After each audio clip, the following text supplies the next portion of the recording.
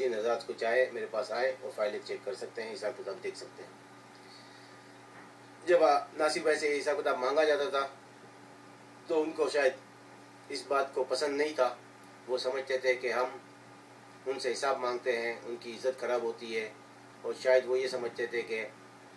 شاید ان کے اوپر بھروسہ نہیں ہے اور ان سے حساب لیا جاتا ہے۔ ایسا نہیں تھا۔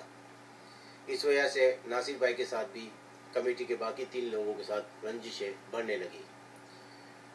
کچھ عرصے کے اندر ناصر بھائی اور امام صاحب ایک طرف ہو گئے اور کمیٹی کے 3 افراد ایک طرف ہو گئے۔ جب معاملات اتنی حد تک ان لوگوں کے درمیان خراب ہو گئے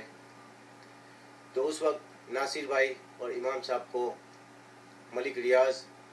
اصغر حسین اور ان کے ساتھیوں کا سہارا مل گیا اور وہ ان سے مل بیٹھے، اور ان کے ساتھ ان کی کیا پلاننگ چلنے لگی، ان کی کیا سیاست چلنے لگی، اور وہ کس بات پہ کس طرح سے انہوں نے کیا کام کیا، یہ بھی آگے چل کے آپ کو تفصیل سے بتاؤں گا۔ بہرحال ایک وقت ایسا آیا کہ جب نعیم چوہان صاحب کے انتقال پر جب قرآن خوانی ان کی رکھی گئی تھی، اللہ تعالیٰ نعیم چوہان صاحب کو مغفرت کرے، آمین۔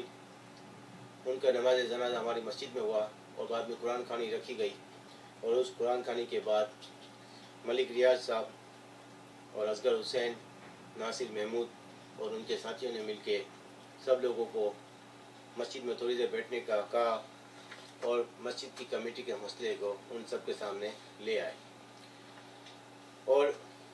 انہوں نے 13 آدمیوں کی رکنی کمیٹی بنا دی۔ اور اس کے بعد دوسرے دن ناصر ناکاگاوا کے نیوز پہ یہ نیوز لگا دی گئی کہ یہ نیوز کہ 13 آدمیوں کی رکنی کمیٹی بنا دی گئی ہے، اور اس نیوز میں کیا لکھا گیا تھا میں آپ کو پڑھ کے سناتا ہوں۔ 8 جولائی بروز اتوار بعد نماز عشاء مسجد میں 30 سے 40 حضرات موجود تھے، اور ان سب کا مشترکہ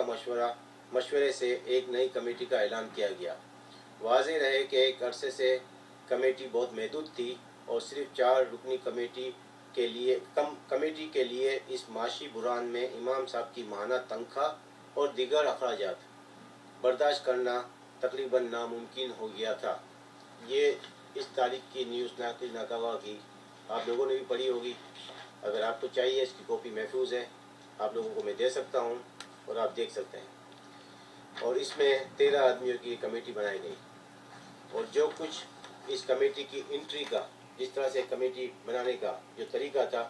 وہ غلط۔ یہ غلط کیسے ہے؟ اس کا ثبوت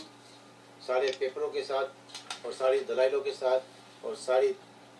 لوگوں کے ان کے سگنیچروں کے ساتھ میں آپ کو دکھا سکتا ہوں۔ جن صاحب کو چاہیے مجھ سے ملے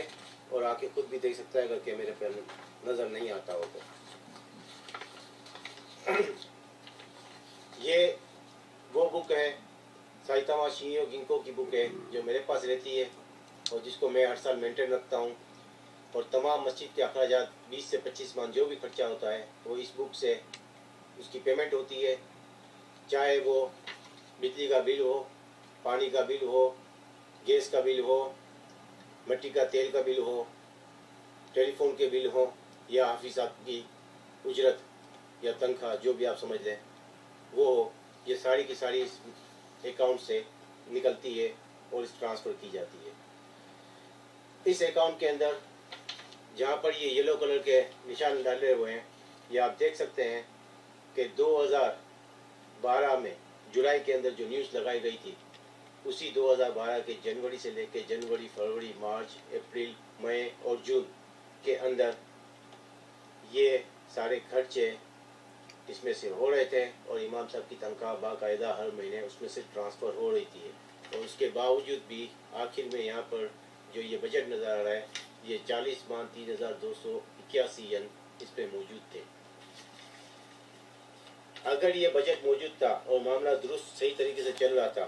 تو پھر کمیٹی بنانے اور کمیٹی کو اس طرح سے نیوز لگانے کی کیوں ضرورت محسوس کی گئی؟ کیوں غلط نیوز لگا کے انہوں نے زبردستی کمیٹی بنائی، اور کمیٹی بنانے کے وقت क्यों उन्होंने शिव योजन की जो बॉडी मौजूद है, जो गवर्नमेंट की तरफ से उनके नाम सबको पता है, तो उनको इत्मीनान में नहीं लिया गया और उनको इत्तला नहीं दी गई और अपनी हद दर्मी से एक तरह की कमेटी को अनाउंस कर दिया गया। और क्यों इस तरह की न्यूज़ लगा दी गई, जबकि ये सच्चाई है कि पेपर सारे मौजूद हैं कि ऐसा मुमकिन नहीं था। जो उन्होंने लिखा है कि